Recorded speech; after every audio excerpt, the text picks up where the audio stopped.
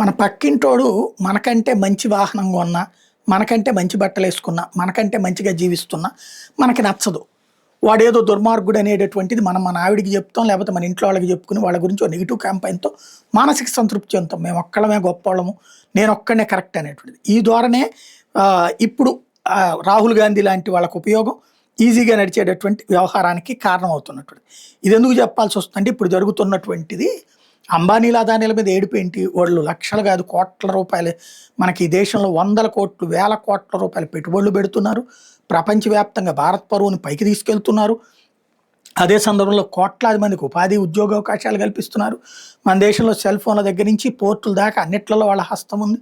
వీళ్ళే కాదు, ఈ దేశంలో ఉన్నటువంటి అనేక మంది వ్యాపార పారిశ్రామికవేత్తలు ఎదగబట్టినే ఇప్పుడు మనకు సాధ్యమవుతుంది. కానీ వాళ్ళ మీద విషయం చెబుతాడు రాహుల్ గాంధీ కమ్యూనిస్ట్.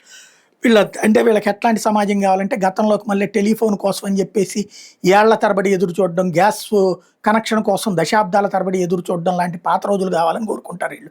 అదొక విచిత్రమైనటువంటి మనస్తత్వం. ఇప్పుడున్నటువంటి యువతరానికి ఆనాటి కష్టాలు తెలియదు కాబట్టి వాళ్ళకి వెనకాల అండగా ఉండొచ్చును కూడా. కాకపోతే అసలు ఈ దేశంలో అసలు కరప్షన్ అంటే ఉద్యోగ రంగమే. మీరు చూడండి, ప్రతిరోజు ఏసీబీ పట్టుకుంటుంది కోట్ల రూపాయలు, సిబిఐ పట్టుకుంటుంది కోట్ల రూపాయలు. ఎక్కడి నుంచి వస్తున్నాయి వీళ్ళకి డబ్బులు? ప్రతి చిన్న పనికి బెదిరించి వసూలు చేసుకోవడం, లేదంటే లేట్ చేసి వసూలు చేయడం అన్నటువంటి జరుగుతున్నటువంటి వ్యవహారం.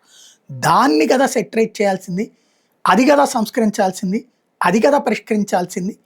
వాటిని పరిష్కరించకుండా అంటే ఉద్యోగిని ఏమంటలా, మనం అధికారిని ఏమంటలా, వాళ్ళని ఏం చేయలేక ప్రభుత్వాన్ని తిట్టిపోస్తున్నాం.